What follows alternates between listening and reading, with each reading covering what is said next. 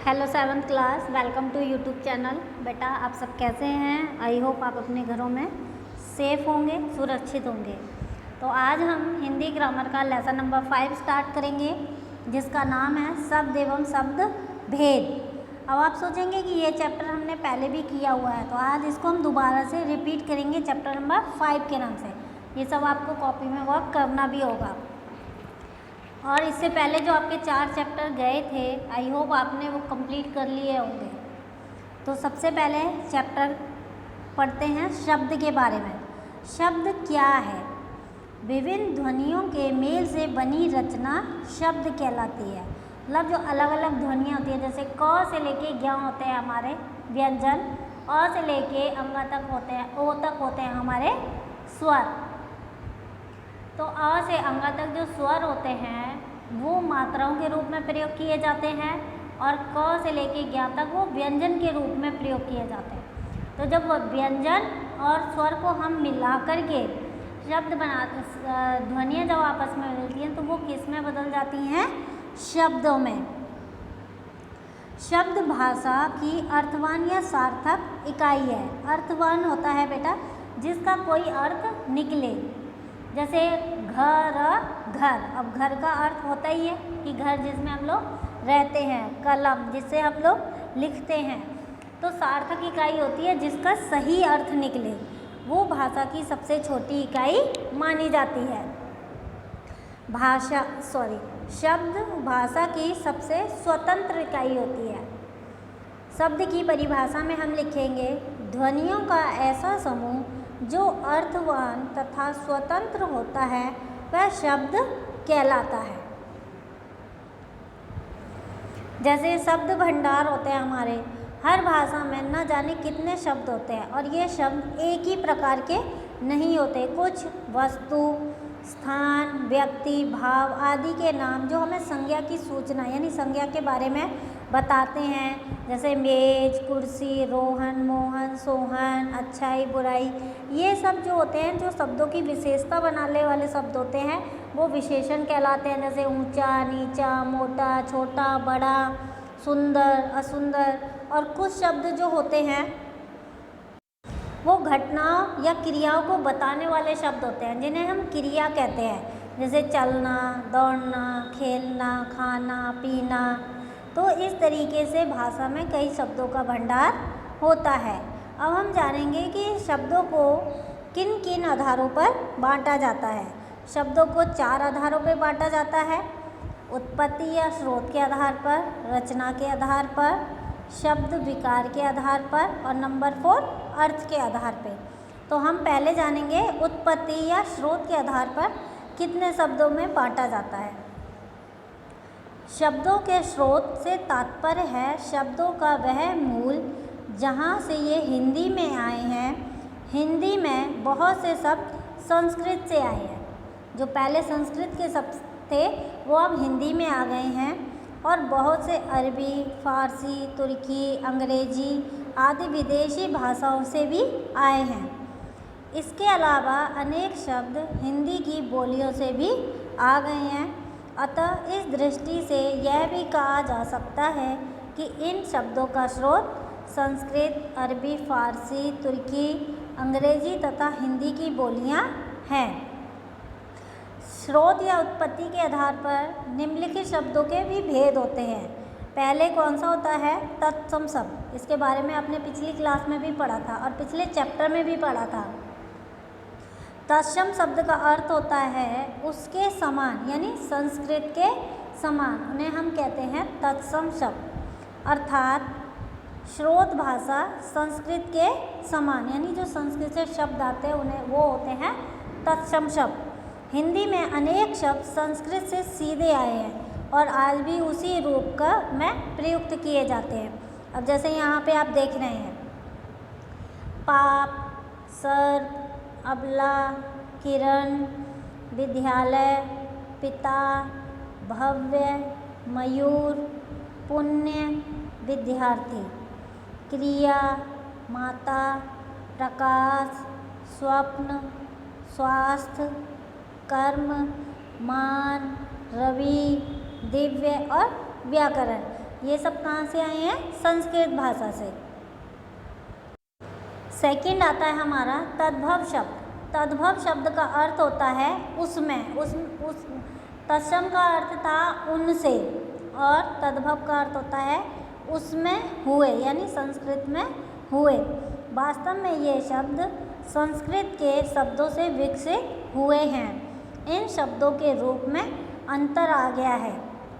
जैसे आप देख रहे हैं तद्भव में दांत, तो संस्कृत भाषा में दंत, सांप सर्प, दो द्वीप, रात रात्रि, हाथ हस्त, माथा मस्तक, पत्ता पत्र, मेघ यानी मेघ बादल, बहु यानी बधू, सूरज सूर्य, आम आम्र, दूध दुग्ध, मौत मृत्यु, शौ शतम, क्षण क्षण, होठ ओष्ठ, कान कण, बूंद बिंदु, सौत स्रोत, हंसी हास, कांटा कटक और वर्षा का वर्षा।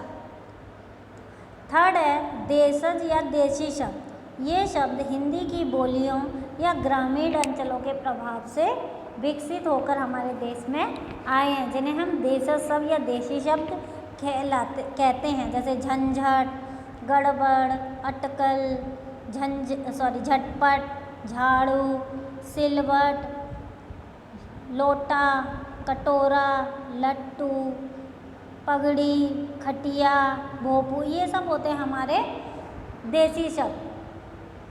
फिर है आगत या विदेशी शब्द। जो शब्द अरबी, फारसी, तुर्की, अंग्रेजी आदि भाषाओं से हिंदी में आए हैं वे आगत या विदेशी शब्द कहलाते हैं। जैसे अदालत, कागज, चाकू, जिला, कैंची, संदूक, सरकार, पनीर, कानून, बेगम, मसाला, पिस्ता, दफ्तर, जहाज, किशमिश और अफसोस। अब अंग्रेजी से कौन कौन से शब्द आए हैं जिनका हम लोग हिंदी में भी यूज़ करते हैं, जैसे डॉक्टर, गिलास, centre, chocolate, telephone, college, degree, ये सब हमारे आए हैं अंग्रेजी से। फिर जानेंगे हम रचना के आधार पर। आप जानते ही हैं कि हिंदी में लड़का, बच्चा, घोड़ा, आदर, सुंदर, किताब आदि शब्द हैं ही। साथ ही में इनसे बने जैसे लड़कपन, बचपन, घुड़सवार, अनादर, असुंदर, ये शब्द भी आए हैं। यानी ये शब्द जो है मूल रूप से उपसर्ग या प्रत्यय जोड़कर बने हैं।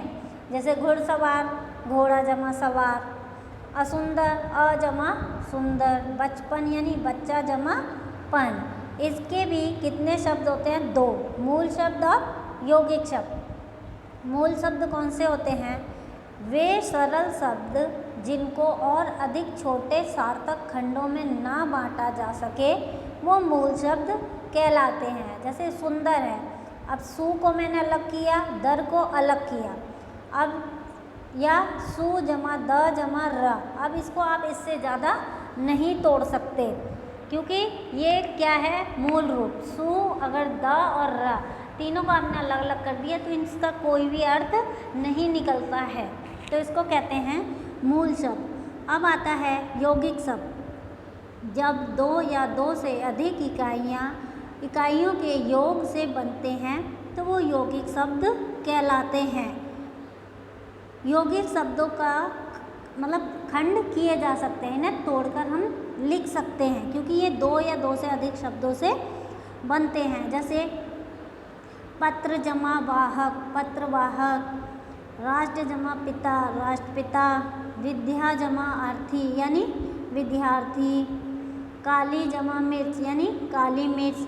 तो आप देखिए इनको अगर हम तोड़ के लिखेंगे तो आगे शब्द का भी अर्थ निकल रहा है और पीछे शब्द का भी अर्थ निकल रहा है, तो इसे कहते हैं हम यौगिक शब्द। जैसे उपसर्ग के होते हैं, जैसे अनादर, अन जमा आदर, बे जमा ईमान, बेईमान, अन जमा पढ़, अनपढ़, वि जमा नम्र यानी विनम्र, वि जमा नाश यानी विनाश, दुर जमा दिन यानी दुर्दिन, सु जमा कुमार सुकुमार, असुंदर और जमा सुंदर।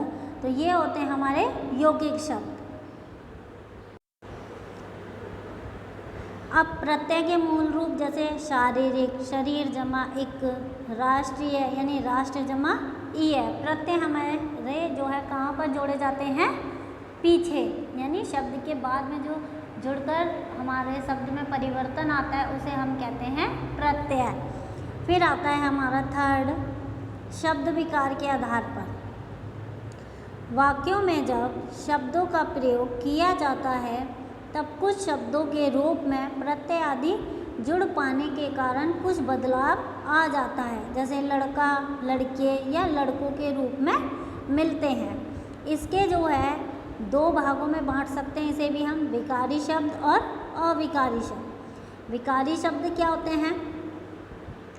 वाक्य में प्रयुक्त होने पर जिन शब्दों में रूप परिवर्तन या शब्द विकार होता है वे विकारी शब्द कहलाते हैं। भाषा में संज्ञा, सर्वनाम, विशेषण तथा क्रिया ऐसे शब्द वर्ग हैं जिनमें वचन, लिंग, विभक्ति, काल आदि प्रत्यय रूप लग जाने के बाद रूप परिवर्तन हो जाता है। जैसे लड़का एक से ज़्यादा हो गए तो लड़के, तो इसमें वचन बदल गया।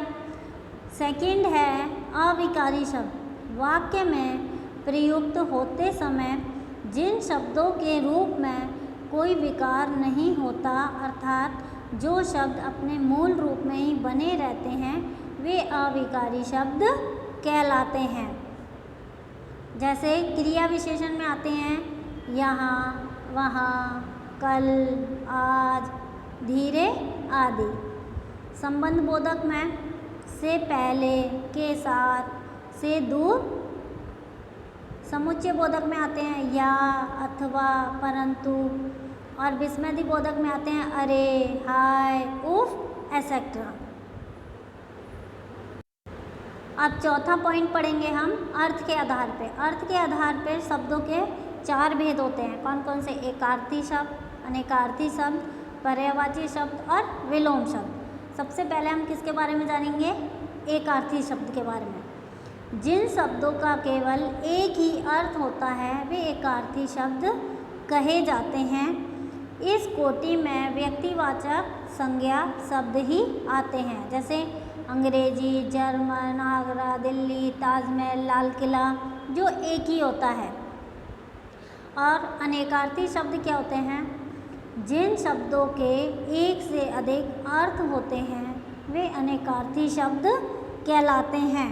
जैसे अर्थ, अर्थ का क्या होता है? धन, अभिप्राय, हार का पराजय या गले का हार, मित्र का दोस्त या सूर्य, कर का किरण, टैक्स, जड़ का होता है मूर्ख, पेड़ की जड़, पत्र का चिट्ठी, पत्ता। थर्ड आता है हमारा पर्यायवाची शब्द। ऐसे शब्द जिनका अर्थ एक ही होता है वे पर्यायवाची शब्द कहलाते हैं, जैसे पानी का जल, नीर, वारी, बादल का जलद, वारिद, नीरद, फूल का पुष्प, कुसुम या सुमन, पहाड़ का पर्वत, शैल या भूधर, और कमल का जलज, नीरद या वारिज, समुद्र का जलधि, नीरधि, वारिधि, आग का अग्नि, अनल, वाहिनी या पावक, भगवान का ईश्वर, परमात्मा या प्रभु। और भी बहुत सारे होते हैं पर्यायवाची शब्द, तो आप स्टार्टिंग से ही क्लास फर्स्ट से रीड करते आ रहे हैं। नंबर 4 आता है विलोम शब्द। जो शब्द आपस में एक दूसरे का उल्टा अर्थ बताते हैं उसे हम विपरीत शब्द या विलोम शब्द कहते हैं, जैसे अंधकार का प्रकाश, गुण का अवगुण, पाप का पुण्य, उचित अनुचित, अर्थ अनर्थ, आदर अनादर, मित्र शत्रु, दिन रात। तो इसी के साथ ये चैप्टर ख़त्म होता है बेटा। आई होप आपको ये चैप्टर समझ आएगा। अब प्लीज़ बच्चों ज़्यादा से ज़्यादा कॉपियाँ सबमिट करो, अपनी कॉपियों में वर्क कंप्लीट करो। Thank you.